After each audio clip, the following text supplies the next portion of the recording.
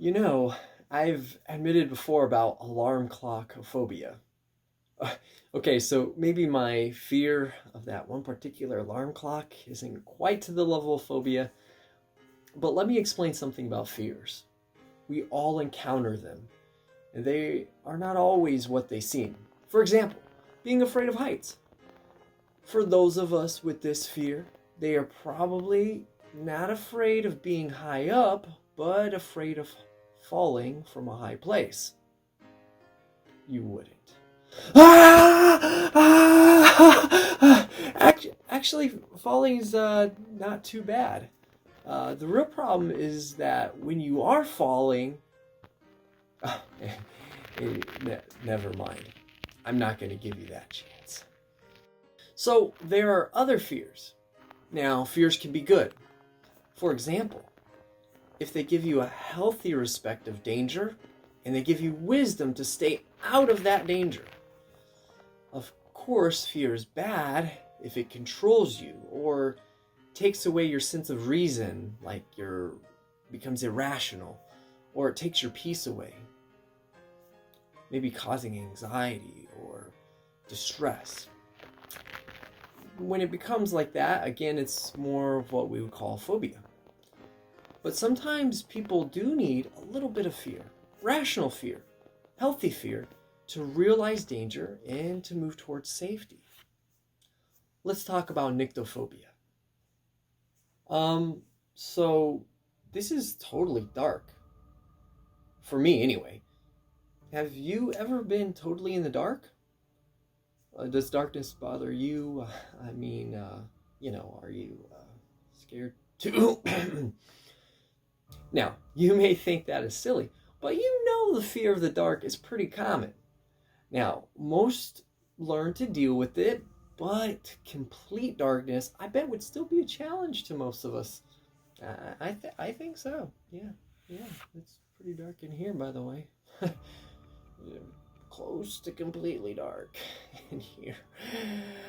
Okay, remember, a lot of fears aren't what they seem. For example, people who are afraid of the dark probably aren't so much afraid of the darkness as they are afraid of what might be in the darkness.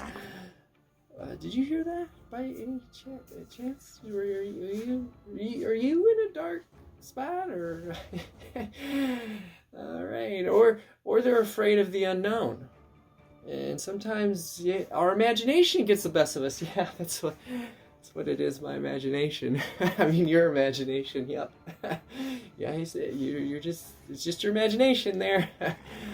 In fact, darkness is often used as a metaphor or a picture of being oppressed or being without hope, where truth and freedom are suppressed, like the Dark Ages.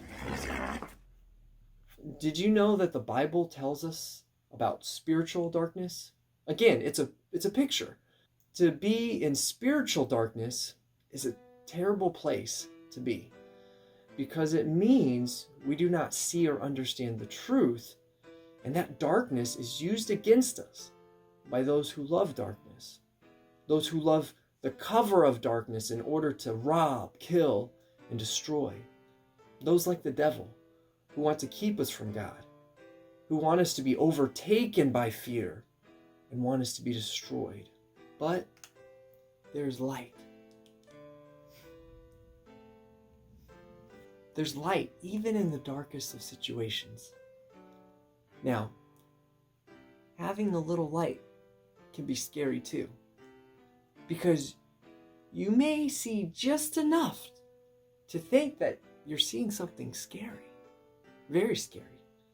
Sometimes these old-fashioned type candles, now this is a newer version of it, they cast shadows too, and it kind of jumps around, the fire, the flame just kind of makes it all that much worse. What do you say? There's a giant spider coming behind me? Whew. That's just a math problem. So you don't actually have arachnophobia, I guess. Maybe you have arithmophobia. See what I mean? Anyway, yeah, maybe you have arachnophobia, but Some of you, others might have the arithmophobia, right? Am I right? When God gives you that little bit of light, some fear of the Lord is actually good. That is a healthy fear of God. Because after all, He is the maker who is over all things.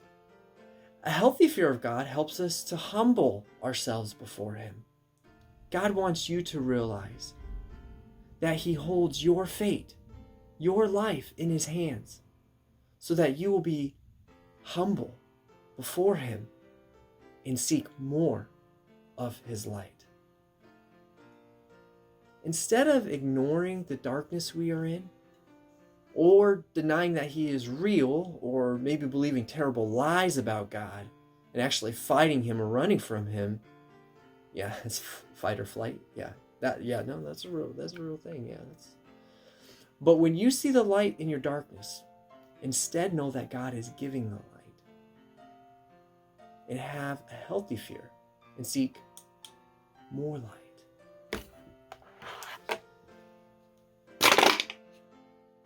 Cool lantern, solar powered. During the day it picks up the solar energy, so at night, you're good. You're good, right? All right. God says in Deuteronomy 4:29, "But if from thence thou shalt seek the Lord thy God, thou shalt find Him, if thou seek Him with all thy heart and with all thy soul." So, if you seek more light, then He gives more light. And you can start having wisdom about who you are and about who He really is. And as you have a humble and open heart to receive even more light or truth, He gives you more. Because He wants you to not just know about Him and see His light, but He wants you to know Him and to know that He is the ultimate light. And He wants to fill you and your life with the light of goodness. Then you can walk in His light and share His light.